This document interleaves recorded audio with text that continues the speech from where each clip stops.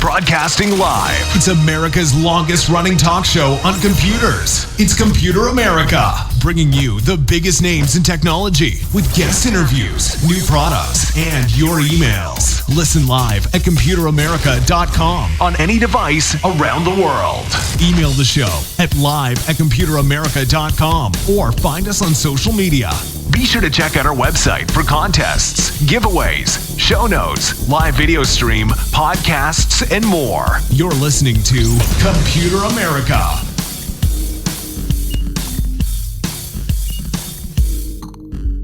Hello and welcome into the Computer America Show. We are the nation's longest running, nationally syndicated radio talk show on computers and technology. Thank you for joining us. I'm your host, Ben Crossman, and everyone out there, I hope you're doing well, and hey, you're ready for the show.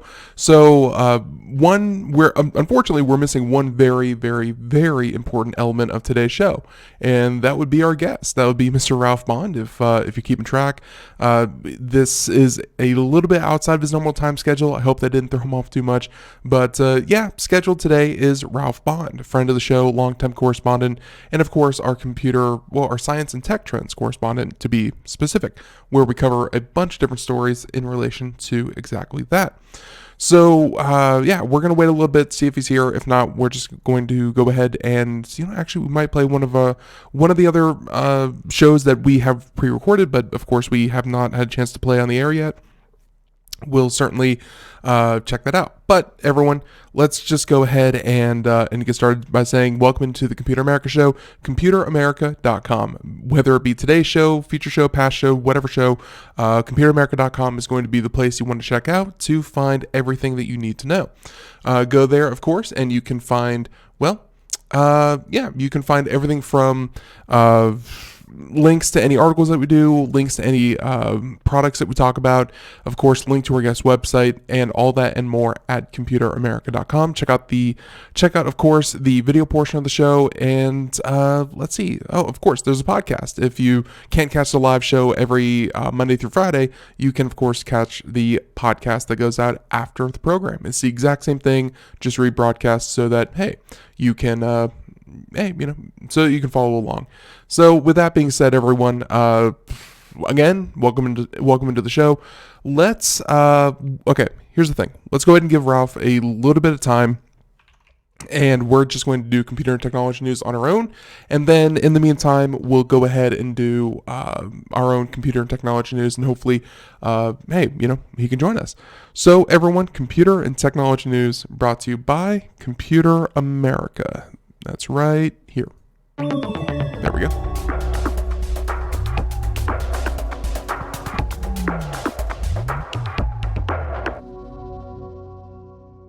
And actually, let me check my email real quick just to make sure he's not in the Twilight Zone or something like that.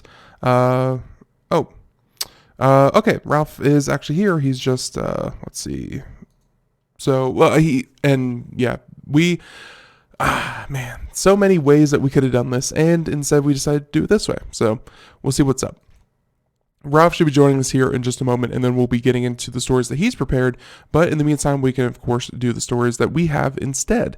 And, hey, this is going to be perfectly good. So why don't we go ahead and, let's talk about Tesla real quick. Tesla and how they Tesla remotely disables autopilot on used Model S after it was sold. Interesting. Tesla says the owner can't use feature and says they did not pay for it. This is, of course, a long discussion that we've had with, in a lot of ways with Tesla, because it involves kind of the aftermarket, and of course, Tesla's very prized for, their resale value. They're still, the waiting list is very, very long, and having a Model S very, very, expensive to do. So a lot of people find third parties. Well, check it out. Tesla now claims that the owner of the car who purchased it from a third-party dealer and a dealer who bought it at an auction held by Tesla itself did not pay for the features and therefore is not eligible to use them. The features were enabled when the dealer... Oh, actually, I'll take that back. And we're going to finish this article. But first, want to go ahead and just introduce our guest. And actually, let me just go ahead and share something here real quick. Ralph is waiting oh so patiently. One moment. And I want this one, share this one as well. And there we go. So Ralph should be able to see me. I can see Ralph and everyone. Just one moment as we set everything up here. And again, I really appreciate everyone's patience as we do this. And okay, here we go. Everyone, as I said before, Ralph Bond, Computer America correspondent, science and tech trends, all different, but we really do discuss all different things that are really fun and exciting and quite possibly you haven't heard of. So, let me actually hit the button right here just so we can all hear Ralph. And Ralph, how you doing? Okay, great. Can you hear me okay? Loud and clear. Perfect. Beautiful. Perfect. So yeah, and sorry about that. I was messaging you over Skype. You went by email, and I was like, okay. So there you go. My bad. No. It's perfectly fine. And hey, we can get today's show started in earnest. Although I do want to finish this story real quick. And Ralph, you're more than welcome to kind of jump in and comment as well. But before, actually, let's finish the story and then introduce you and what you're all about, and then we'll get to the articles. So Ralph, I was just explaining to the audience, and now I'll kind of reiterate a little bit for you. Tesla, someone purchased a Tesla from an auction, and the auction was actually held by Tesla themselves. They auctioned off a Model S, and they said that the owner, the now new owner, could not use the Tesla Autopilot features because the person who owned it before, which was actually Tesla themselves, they just didn't, activate them. The new owner cannot use Autopilot because the previous owner did not pay for those upgrades. Oh. So even though he got a brand new, I guess a third-party Model S, he can't use, of course, the Autopilot because you have to pay for it. When you buy the car, they put extra sensors in there, they put extra cameras so that they can use it, and now he's being told by the company he's not allowed to use it because, someone before him didn't pay for it. So, let's see. You know what, Ben? I'll tell you what, the layperson lawyer living in the cortex of my brain is now speaking to me and says, if that wasn't disclosed to this buyer before purchase, if those factors were not disclosed, be it known, if you buy this car, it's not going to have this capability. If it wasn't disclosed, then I think he could go after them and say, "Hey guys, make this right." The only thing I could say that might protect Tesla on this, and I've bought so many crappy cars that I know this deal. It has to do with like the as is. You purchase something as is. It's right. It is what it is. So let's kind of wrap this up by just saying there was a there was a response from Tesla saying Tesla has recently identified instances of customers being incorrectly configured for Autopilot versions they did not pay for. Since there was an audit done to correct these instances, your vehicle is one of the vehicles that was incorrectly configured for Autopilot. We look back at your purchase history, and they said that the full self-driving feature, which is the name of the Autopilot, was not a feature that you had paid for. We apologize for the confusion, and if you are still interested in having those additional features, we can begin the process to purchase the upgrade. So he would have to go back and essentially purchase those because they were not included, and so at least there's that. And of course, unfortunately, it's $8,000 to turn that on. So, there you go. And of course, as I was saying way before, Tesla has this history of, limiting the battery capacity, kind of artificially until you pay like an extra $4,000. They turn a lot of features off that could be on, but they upsell to make money to, of course, provide features for other. Sure. Yeah, so that's just one of the features. And hey, hopefully he can get that turned on as soon as he finds $8,000 to kind of do that. So, anyways, that was kind of our story as kind of a waiting game until Ralph was able to join us, and Ralph was able to join us. So, Yay. with that being said, why don't we go ahead and Ralph, introduce you in earnest, talk about talk a little bit about your background, and then talk about what it is you try to accomplish here on Computer America. Yeah, so real quick, so we can jump into the stories for today. I've been in high tech PR, press relations, and so forth, and tech writing and all that good stuff for, good Lord, I guess it was like 35 plus years or whatever it was. And now I'm semi retired, starting in November of 2017. And the two last companies I worked for, the previous company I worked for until semi retirement was Autodesk, the AutoCAD people. And then prior to that, about 13 and a half, almost 14 years with Intel Corporation up here in Oregon, where I'm based. So that's me. And I'm looking forward to today's stories. We got some really wacky, weirdo stuff combined with some down to earth stuff too. Looking forward to it. And yeah, here it is. I actually have it right here. So I think the best place, and of course the show notes, computeramerica.com, and of course over at Ralph's website as well. And by the way, I can go ahead and mention this.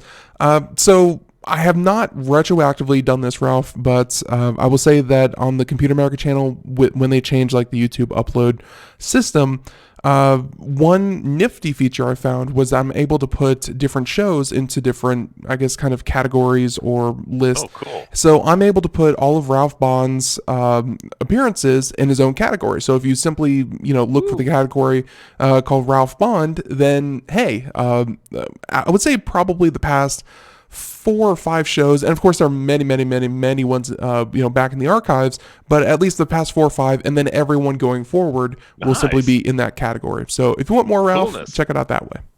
I will. Absolutely. There you go. So with that being said, I think the best place to start would be, of course, story number 1. Yes, this is a wacky one. And talk about Tesla. It's very kind of coincidental, I guess, because the story comes from Teslarati.com, which is very interesting because I wasn't familiar with their website. It's really very interesting. It has things, a variety of topics. And this story by Amy Thompson from Teslarati.com, headline grabbed me right away. Future Mars inhabitants could live in houses made of, now there are many pronunciations I found out. Fungi, fun guy, like a fun guy, or fungi. I think I'll stick with fun guy because it's just easier for me to say and it sounds like fun. Right. So again, and I think this would apply to potential inhabitants on the moon as well, not just exclusively Mars. But fungi, mushrooms, it's so weird. And I'll tell you, I'll jump ahead a little bit right away. We're not talking about the part of the mushroom you see above ground, the delicate little cap or whatever it might be. There are so many different kinds of mushrooms, of course, Right. but instead the fibrous network of roots and so forth below ground is what they're talking about. But I digress. Let's get into this. You'll see some pictures here of a fungi-based kind of object, and then these bricks, and I'll explain all this as we go into it. So here's some highlights from the story. Instead of habitats made of building materials like metal and glass, NASA is exploring ways to grow buildings out of fungi. What? The MyCo architecture project, a part of NASA's Ames Research Center, is developing technologies that could grow habitats on places like the moon and Mars. Not only could the fungus be used to create future structures on the moon or Mars, it could also create a more sustainable way of living on Earth as well. That part I wonder about, but okay, we'll let that sit for now.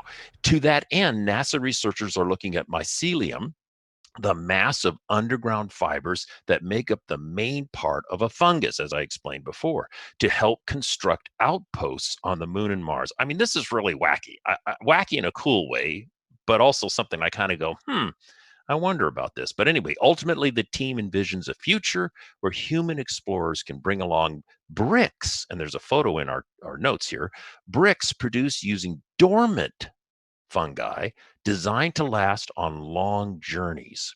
Upon arrival on the moon or Mars, the crews would then add water to the fungi bricks, which would then grow into a suitable habitat. A million questions. How does this work? Wait a minute. What? You have these bricks, you add water, they kind of expand, but how does this make up structure?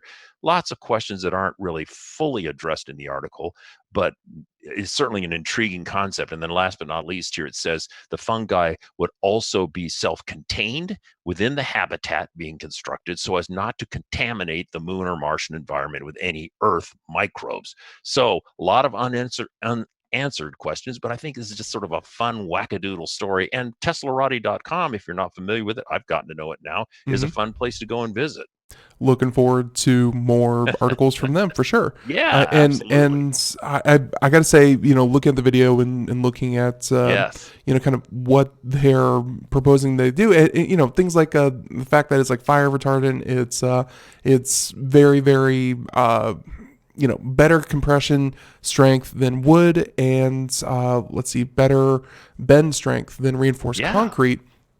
Like a lot of positives there.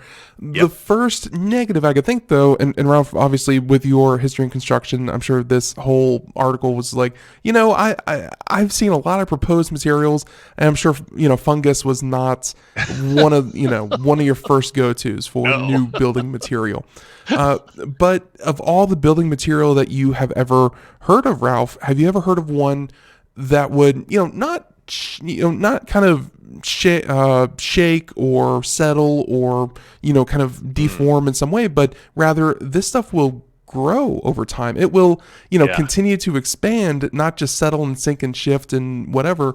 This will continue to grow in hopefully designed ways. I don't know. This is a weird one. Yeah, it's weird, but it's also intriguing, and it just shows you to the extent research centers like, of course, the Ames Research Center of NASA, you can imagine, but wow, what a net they cast in exploring possibilities. I'm awestruck by that, if nothing else. So, and of course, with that being said, the last point that you have here was, so that they're self-contained and so as not to contaminate the moon or the Martian environment. How plausible do you think that is? Because obviously humans are going to be exploring. We're going to be bringing all of our trash, all of our mess, all of our microbes, because hey, that is what we are. We are a system of microbes.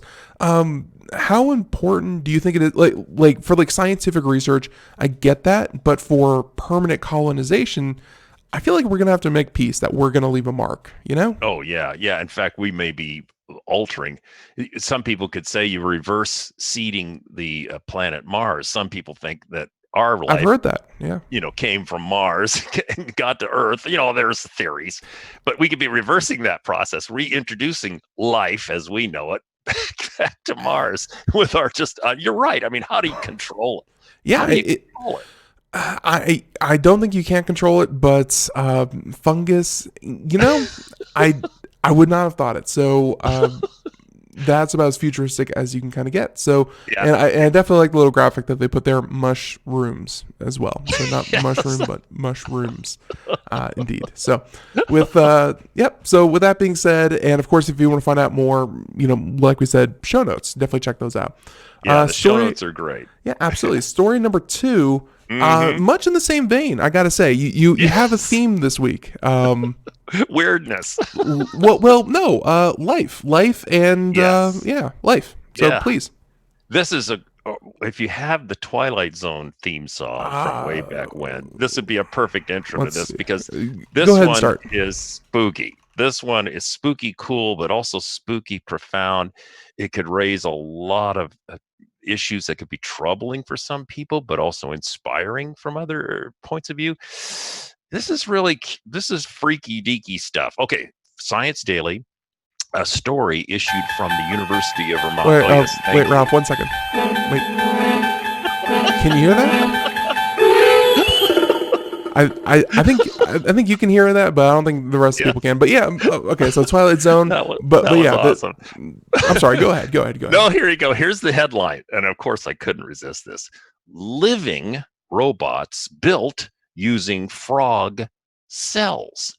Tiny xenobots assembled from cells promise advances from drug delivery to toxic waste cleanup. How could you resist that headline, right? I mean, I had to know. Okay, so here we go. A team of scientists at the University of Vermont has repurposed, key point here, repurposed living cells scraped from frog embryos and assembled them, let that sink in, and assembled them into entirely new life forms. It gets better. Hang on.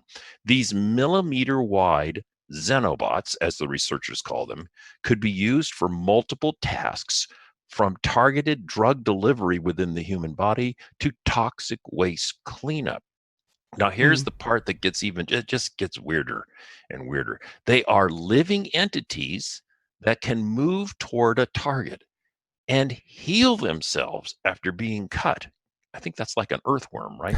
Yeah. Anyway, the new entities are neither a traditional robot nor a known species of animal. The researchers claim for the first time ever they can design completely biological machines from the ground up. It's just wow. I mean, to me, I just was going, what? Wow. The research team contends that their xenobots are a new class of artifact, a living, programmable not orgasm, organism. There you Well, go. I'm getting an orgasm thinking about it. Wow. I mean, just let that sink in. The new creatures were designed using a supercomputer at the University of Vermont and then created and tested by biologists at Tufts University. So it's a collaboration. Whoa. These new living robots could have many useful applications, such as searching out nasty compounds or radioactive contamination, gathering microplastic in the oceans, or, and my favorite from personal experience, traveling in arteries to scrape out plaque. Yay! Wouldn't that be awesome for heart patients and so forth?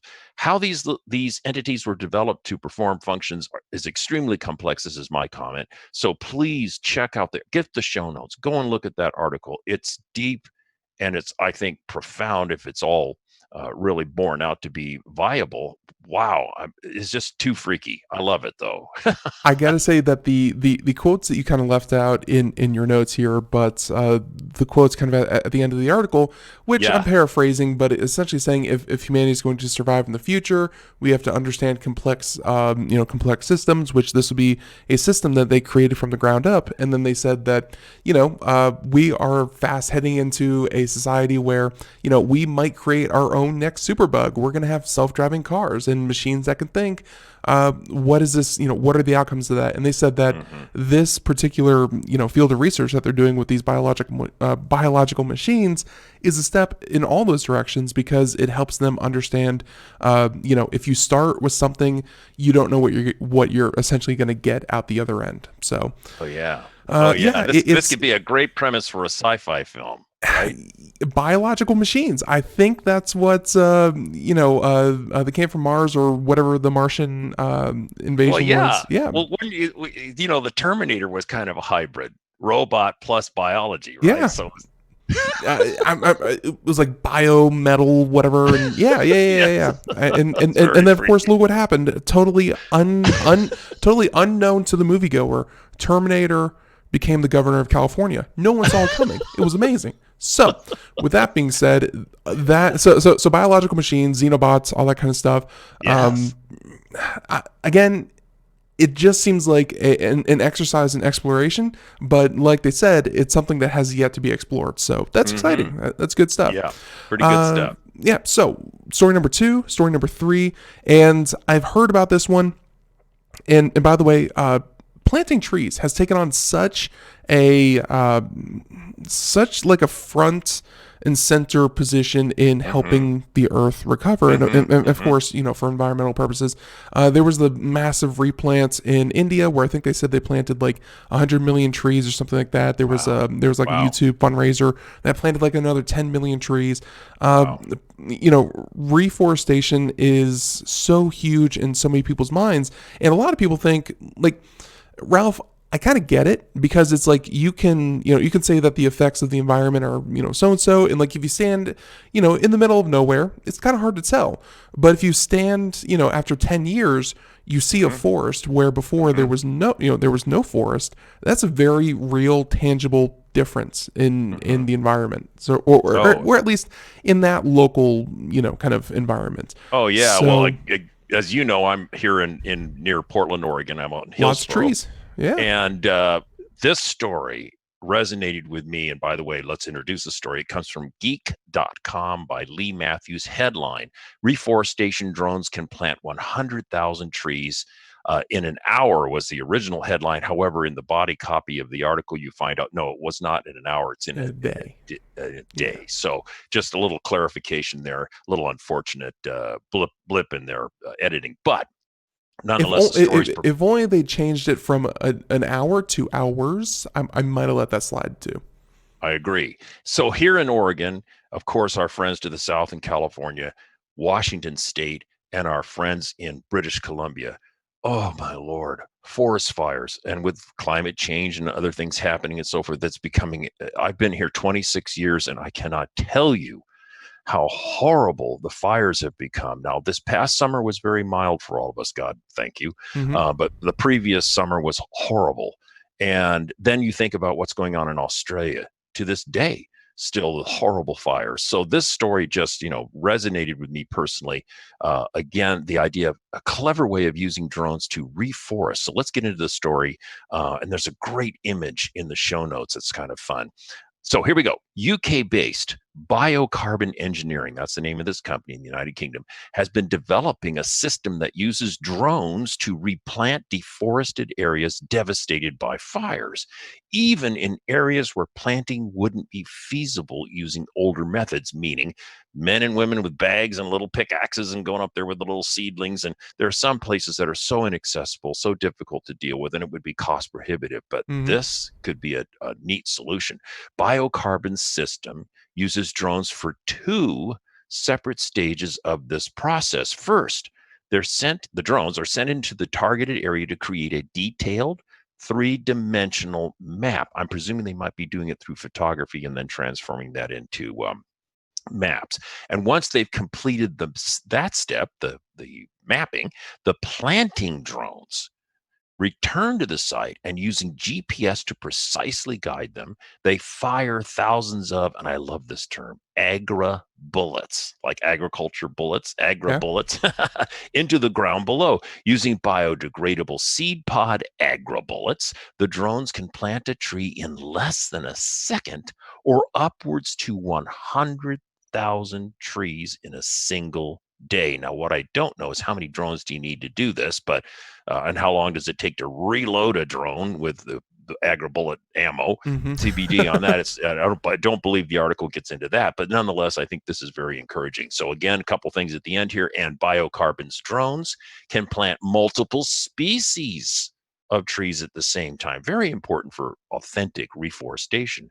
And they can also plant them in highly optimized arrangements thanks to the advanced scouting work done by the mapping drones, in step one. So fun story. I thought this was really cool and really strikes home for us on the West Coast and our friends in Australia. And it's really fun to kind of see how stories kind of cite other stories to kind of see.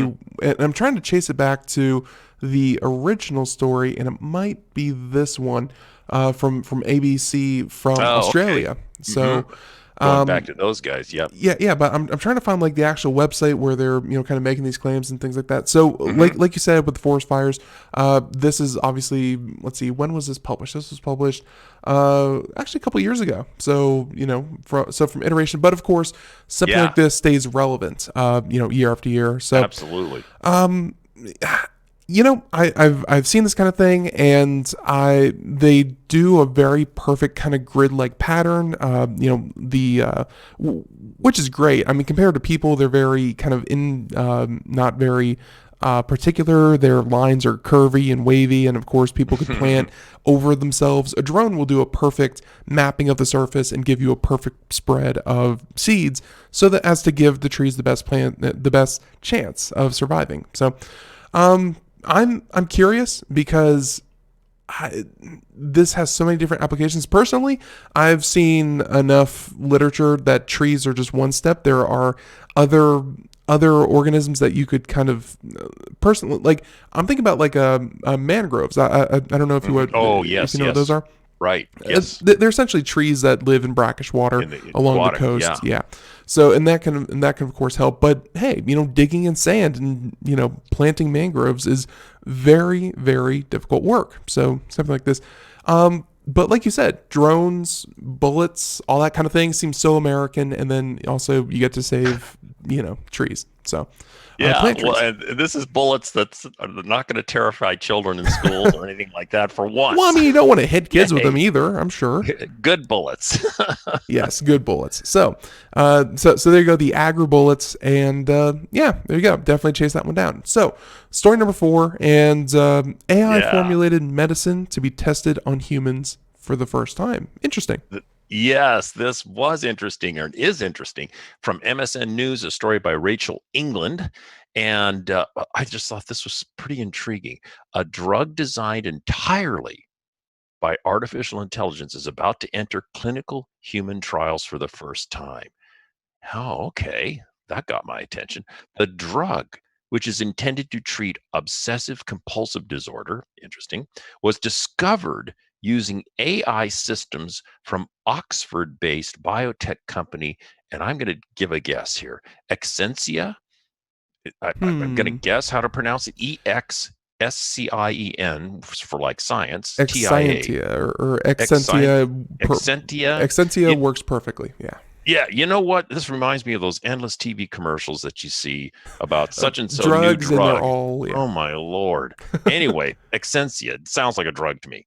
While it would usually take around 4.5 years to get a drug to this stage of development, Exscientia says that by using the AI tools that it has, it's taken less than 12 months. Now, the drug known as DSP-1181, DSP 1181, was created using algorithms to sift through potential compounds, checking them against a huge database of parameters, including a patient's genetic factors. I mean, amazing kind of tedious grinding, algorithmic grinding, right? Yeah. The researchers described the trials as a key milestone in drug discovery and noted that there are billions of decisions needed to find the right molecules for a drug, making their eventual creation overall a huge decision process. I would characterize it that way. With artificial intelligence, however, they said, quote, the beauty of the algorithm is that they are agnostic, so they can be applied to any disease. So in the end, though, they kind of raise some key questions, which I think are mind food, if you will, to chew on. Will patients be comfortable taking medication designed by a machine? I don't think I'd have a problem with it myself if it passed our I'll be honest, I systems. never considered where it came from to begin with. So Well, there you go. I mean, yeah, I don't feel, in some respects, I might be more confident in something that's done by checking billions of possible configurations. Anyway, another question, how will these drugs differ from those developed by humans alone? So far, the article just talked about the speed of development as compared to human. Who will make the rules for the use of AI in drug research? So there you go. Some of the fun things, but just the idea that the first ever AI developed medicine is entering clinical human trials. That doesn't mean it's approved. It doesn't mean it's out on the market. It just means it's going into clinical trials. Still is pretty darn interesting AI news, if you will. well, and really that's that was one of the promises of supercomputers. Supercomputers promised that they could synthesize, or I guess kind of simulate the effects of drugs without actually having to test them on people, because supercomputers can essentially like replicate a living organism, and in real time you could see the effect of a drug, and you wouldn't have to go through production, manufacturing, ethics, blah blah blah. You would just run it through a simulation and you could tell it. That was always kind of a far out there idea for one of the benefits of a supercomputer. It seems like they're not at the part where they're completely simulating it, but they're at least taking in massive hunks of data, and they're taking that and saying, well, it's going to turn out this way, this way, this way. And I actually pulled up their website, and they have essentially their drug design, I guess, kind of flow chart here. And eventually, like, oh, that's cool. This is kind of two parts where, a lot of data and automated modeling goes into designing the drug. But then the other part, I guess, is finding candidates or finding, people who would take the drug. And I guess a lot of work goes into finding a good, suitable candidate. That's another part where artificial intelligence will be working to make sure that, hopefully people with the least amount of side effects and, conflicting, medical issues take this drug. And then, of course, they can go from there. So it seems like a lot of the things that were kind of just guesswork and, random checking and, guessing and errors and whatever, that's being run through a computer until it's, better than what we had before. It seems like. Yeah. Yeah. And Ben, one other thing that came to mind as you were speaking too for me is I wonder, they talk about going into human clinical trials. I wonder if this approach negates or eliminates the need to do animal testing before human testing, because the animal thing is so kind of sensitive for a lot of folks, messing around with little mice and rabbits and so forth, and animal cruelty and chimps and all that sort of thing.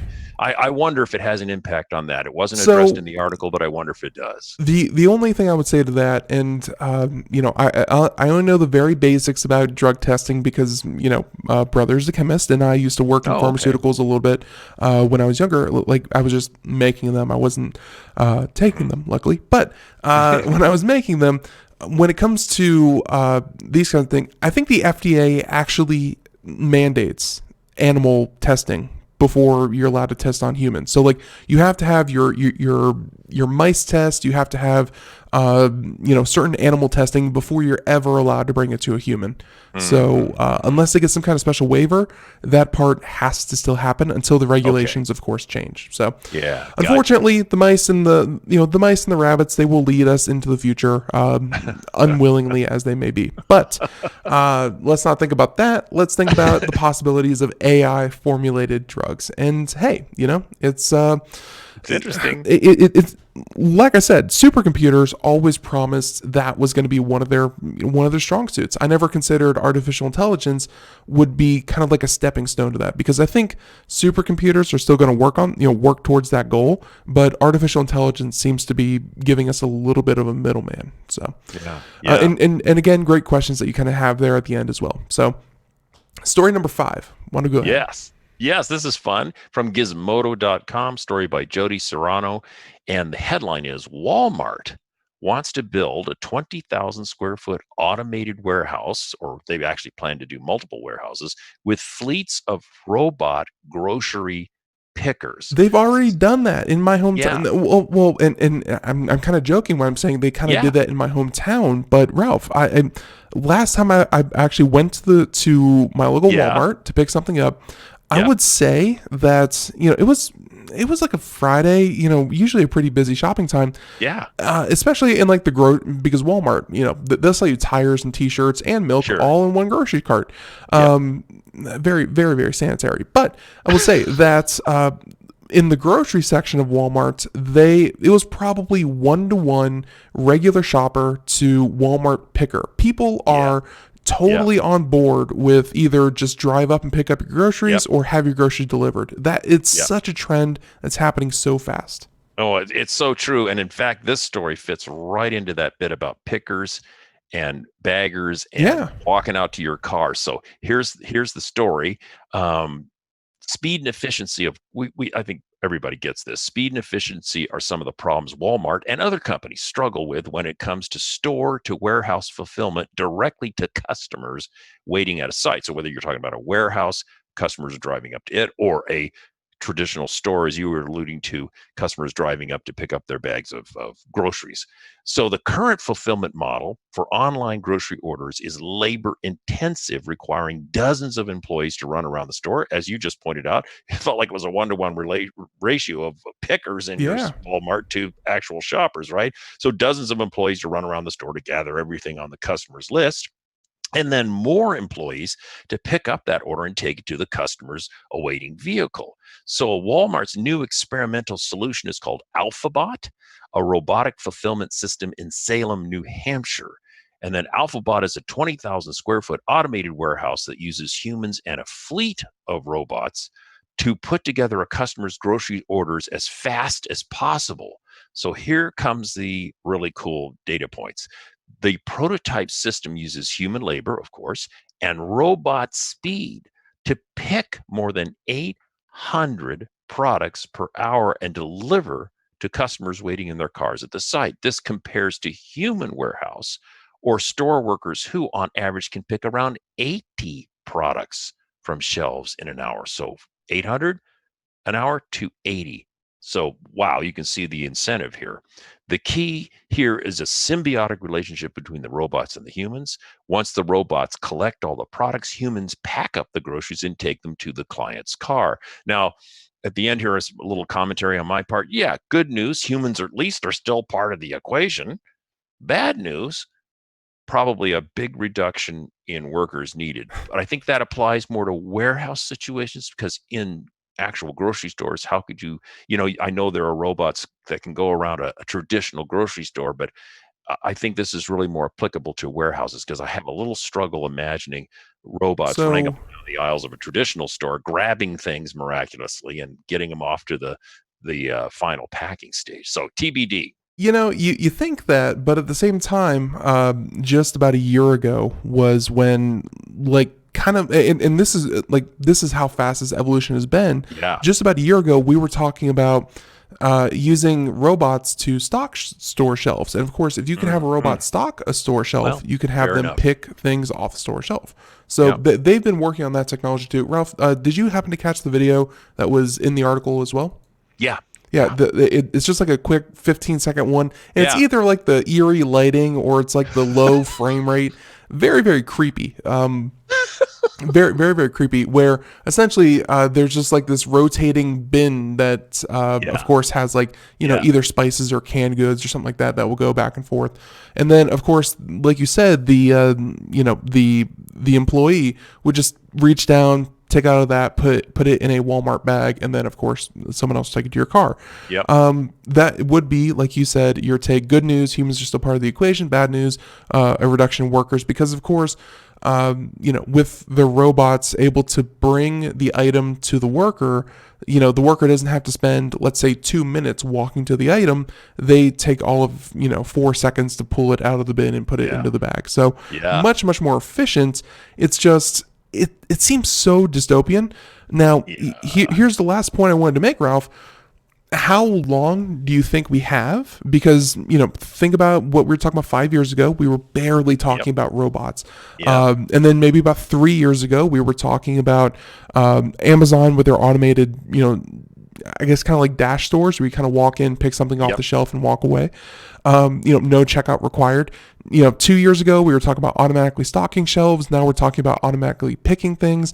How many years, Ralph, do you give it until grocery stores as a whole, I guess, stop being a thing and more of like a novelty? Like, oh, let's go pick some food. And like, it will become like a separate activity than it is, let's go grocery shopping for the week because we need to eat. Like, that's a really intriguing question, because a part of my answer could be the technology advancements, not the governor, the speed restraining thing here.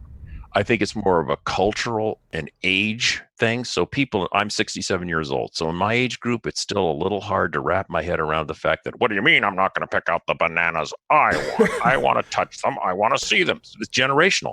My son and daughter and their respective spouses, very different place. They're using the Grubhub or whatever it is. Grubhub does like food delivery and like, all that kind just of from stuff. And they're totally okay with the idea of getting out their smartphone, And then ordering the things like, stuff. let's say, like Instacart will deliver groceries, right? Yeah, yeah, exactly. So I think part of the answer is when the retail establishments feel confident enough, there's a large enough part of the population that will want and use this versus a resistive population. So And it's going to be too expensive to maintain both realities yeah, at the same time. So TBD. well, expense is going to play a huge part in it. Like that's why, let's say, many McDonald's across the country. That's why Mm-hmm. they have like those customer-facing tablets where you can, punch in your Yep. order and pay for it. Yep. Those tablets are much more, they're cheaper than having an employee Yep. punching your order in. Essentially, you walk in there, you do the work that an employee would normally do, and hey, people are willing to do it. I gotta say though, Ralph, that when you say that people of a different generation, especially like maybe an older generation, would be reluctant to do this, I would say as people want to, what's the phrase they use nicely in the news? Age in place. Yes, that's true. Good point. They want to live at home. Mobility certainly goes down. Maybe going out Excellent to the point. grocery store becomes more really of a chore than it does, an enjoyable activity, Or not even an option. or not even an option. You know what? You've Yeah. given me a new way of looking at that. I think you're onto something there. Uh, I, yeah, I like you think said, that's very important. the younger generation is comfortable with it already because we're, personally, I think it saves time. If I don't have to step into a Exactly. grocery store and I still get everything I want, that Yep. saves time. Yep. And then, of course, for an older generation, it saves, labor, stress, and of course, hey, maybe in some places it's your only option. Yep. I like honestly, like I said, 5 years ago, we were talking about one technology, and it's just been year over year improvement. I honestly give it like another 5 to 10 years before grocery delivery is so ubiquitous that actually going to a grocery store is going to be like the odd man out. Like, Yeah. not Well, many people are going to go. you could say it's going to go the way of the Sears store chains and Yeah. all that kind of stuff, where it's a new reality. Our local big shopping mall has this cavernous, empty, sad old Sears store. I mean, And, it's just and of course, don't get me wrong. Like there are still strip malls where you can go and shop at different retail yeah, stores, much like yeah, a regular mall would. Like there will always be some form of place to get food, but I think again, it's the economics. The majority of people, what will they do? yeah, And I just don't see grocery stores, kind of being the thing anymore. So yeah. it's an Never interesting say article. never. Yeah, never Never say say never. never. It's an interesting article, and I'll give it to Walmart. They have so Yeah, many locations, so many employees, much like yeah, Amazon. They embrace technology like no one else. So yeah. They certainly do. okay, Yeah. so with that cheery note, grocery stores are going away. Story number 6, Yes, yes. I love medical technology of stories course. too. And this one just, I love it. From Medical Express magazine, which is a fun outlet. Headline: First of its kind technology lights up lights up lung cancer cells during surgery, not as a pre op scan, but during surgery. Ooh, cool. Okay, so here we go. A groundbreaking, not baking, a groundbreaking tumor highlighting technology, OTL-38, enhances the visualization of lung cancer tissue during surgery, providing surgeons with a significantly better chance of finding and removing more cancer than previously possible. So, once again, friends, we're not talking about a preoperative scan. We're talking about during surgery. So it's the combination of preoperative scanning and x-rays and everything else they've got at their disposal. And then while the surgeon's in there doing the work, having this additional capability. So that gives you the frame. So this new technology was spearheaded by University of Pittsburgh Medical Center, hooray for them, and in coordination with 6 other institutions, including Harvard. They took 92 lung cancer patients who received an intravenous dose of OTL-38, composed of near infrared dye and a targeting molecule. Now, this targeting molecule attaches to the folic acid based receptors on cancer cells and then can be illuminated during surgery using a special surgical endoscope. Hmm. Isn't that curious? This helps identify small, hard to detect cancer lesions that might otherwise have been missed and should be surgically removed. So let's stress this again. Pre-scanning technology is great, getting better all the time, but it's going to miss some things like hard to detect cancer lesions. This illumination approach is going to help the surgeon during surgery, the stuff that's obvious from pre-scanning, they let's go get that lump, let's go get that little mass. But then they can also have this to aid them to find, oh, wait a minute, around the corner there, boom, and get it, right? So the OTL 38 is believed to be the first targeted fluorescent marker to provide this type of benefit for lung cancer surgical procedures. And a final little note, and again, what I do with these articles, folks, is I just grab highlights. It's not Right. the entire article, okay? So the OTL 38 technology is different in its ability to detect cancerous tissue not previously identified on preoperative scans, and to do so in real time while the surgeon is operating. So I made that point earlier, but it's a nice way to kind of tie the knot on the importance of this advancement. Absolutely. And luckily, I got to say that, okay. My dog had cancer.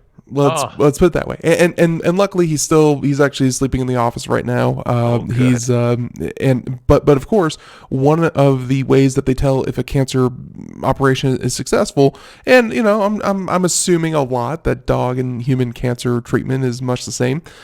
They check, I guess, the what do they call, like the edges of where they operate, and then they Oh, look for cancer cells, yes, yes, to essentially see if they got it all or if they missed. And if they missed, then of yes, course there's a chance of recurrence. yes. I'm assuming something like, what this article is saying is that they're able to go in there, they know what they're going to do, but then of course with this, essentially with this dye, with this, highlighting technology, they're able to, much more, I guess, kind of like they said, in real time, make sure that anything that they weren't expecting gets illuminated and they can pull it out right there. No need to open Bingo, them back up. No, bingo. less chance of recurrence. Good stuff. Yeah, it is really fascinating. And also, to your point, a procedure where you go in and you look at the perimeter of a previous cancer spot is related to something that doctors call the Mohs procedure. It's Yeah. an acronym, and I've forgotten what it stands for. But they go in and they do a surgical. It's rather, well, not primitive, I don't want to be unkind, but it's a situation where in skin cancer, for example, they'll just take out a zone. Yeah. The lab guys look at it right away and say, and they keep going, radiating out over a zone of a cancer spot until they get a clean bill of health. But this targeting technology for internal organs could be so interesting Yeah. because not only could it help during surgery to get rid of the stuff initially, but if they have any suspicions, they can go back, illuminate, and say, nope, we're all good. Nothing's lighting up. To your Absolutely. point about for your dog cancer or human cancer, or whatever. So I just loved the story. I just thought it was terrific. No, the a lot of these little advancements, and of course, this may not prove to be the best solution, but if it's a technique that kind of gets worked into existing solutions, hey, it's one Yeah. better way that we can tackle that pesky cancer. So, Yes. Yes. Yes. Yes. Ralph, Amen. if you don't mind, Yeah. with like the last 10 minutes that we have Sure. here, Sure. story number 8, actually, I was hoping Okay. that we could jump down there, You and bet. I'm Oh feeling yes. the itch for space exploration, I guess. Yes. Yes. This is more NASA. Well, not NASA in this case. It's the counterpart in Europe, the European Space Agency. So headline is European Space Agency scientists make oxygen from moon dust. Now you're going to find out it's actually simulated moon dust, but nonetheless, it's pretty darn interesting. From a website called WTSP.com, and just a fun story. So check this out. Scientists at the European Space Agency say they've found a way to make oxygen out of moon dust, a big step toward the possible future of human settlement on the moon or Mars for that matter. The agency says that it's opened an oxygen plant at the Materials and Electrical Components Laboratory in the Netherlands, focusing on extracting oxygen from simulated moon dust. Fun fact, I didn't know this. The moon actually has a large supply of oxygen. It's just not in their atmosphere. Hmm. Lunar regolith, a mixture of loose loose dust and dirt covering solid rocks on the surface of the moon is made up of, get this, 40 to 45% oxygen. Okay. So you just Wow. have to breathe the dirt. I gotcha. You just got to release the oxygen from this incredible supply, because there's a lot of dirt and dust up there on the moon. This oxygen, scientists say, is chemically bound up as oxides like minerals or glass, so it can't immediately be used for breathable air or fuel, of course. But to extract the oxygen from this regolith, the researchers used a method called molten salt electrolysis. Wow. The lunar regolith is placed in a metal basket with molten calcium chloride salt and heated to about 1,742 degrees Fahrenheit. Have to be absolutely precise here. 1,742, not 1,700, 1,742. I thought that was kind of comical. At this point, the regolith is still solid, but an electrical current is applied to extract the oxygen. Scientists say this method also produces a bonus, usable metal alloys. So again, I just grab little nuggets from the story, go to the show notes, go to the link, read the whole story. I thought it was fascinating. Yeah, and of course went to I think it's like the University of Glasgow is the one who's kind of working on this, and they said that oxygen, I guess for the system that they're kind of latching onto, because they're kind of adapting an existing technology that would essentially turn the regolith, like you said, into usable material. They said that the oxygen was kind of like was a byproduct. It was useless. They were just expelling it into the atmosphere along with carbon monoxide and dioxide. So I guess now the change here is that they are going to be figuring out a way to capture the oxygen and then store it for, of course, later use, which is great because, if you have a plant up there, and I don't mean like a leaf plant, but like a plant, like a manufacturing plant that produces raw material out of the dust. And of course, a byproduct of that could be oxygen. Hey, that would be amazing. That would be one less thing you have to haul up there to the moon to get people to live up there. So yes, it's, I love it when they take existing projects and they say, this could also do this, which is just so much of chemistry is that, I guess people have like their first initiative, which is, this is what we need done. We need materials for, stuff on the moon. And then, of course, so much of chemistry is looking at the waste, the byproduct, the useless stuff and saying, can we turn this useless stuff into useful stuff? And that's the exciting part. So yeah, it's sort of like, it reminds me of the history of the lumber industry, where sawdust, what do we do with this stuff? Oh, I know. Mix it together under pressure with great glues and make boards. Oh, okay. And the same, like, we recently got a quote for new windows here at the house, and oh my God, that was heart-wrenching. But I gotta say that the material that they were pushing for the windows was this composite material, and they gussied it up with so many words. I didn't catch it the first time, but then I thought about it, and they were like, we use pulverized wood that has been completely dehydrated and doing this and this, and then we mix it with this polymer, and then like I'm sitting there, I'm thinking, I'm like, they took sawdust and mixed it with plastic beads and melted it down into this new material. Like there's, and of course the material costs like 5 times as much as traditional wood or metal, but really it's just sawdust and plastic mixed together. Yeah, I like gussied up. Gussied up. That's gussied a very up indeed. phrase. I salute you for that.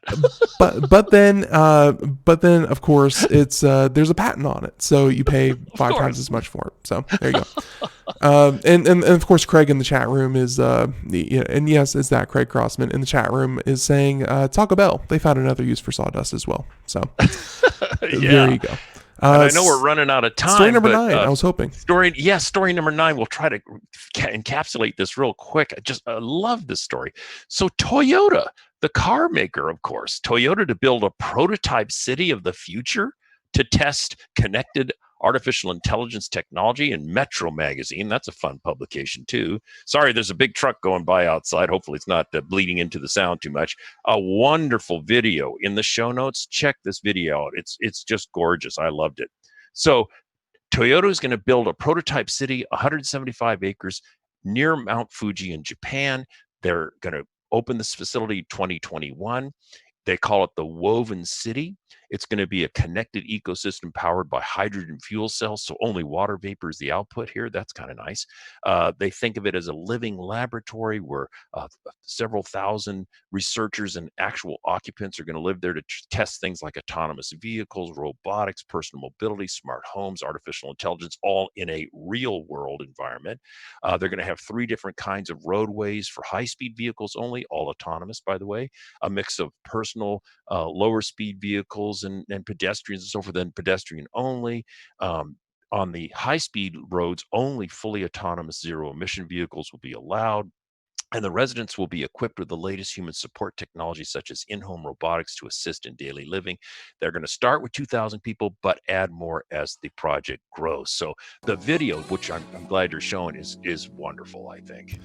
It's almost Pixar-ish in Yes. nature. It's Yes. it's of course a concept, and when you see these Right. concept videos, there's a lot of artistic liberty about what these things are going to end up looking like. But I like their future, and actually, kind of there in the middle, they showed their buses.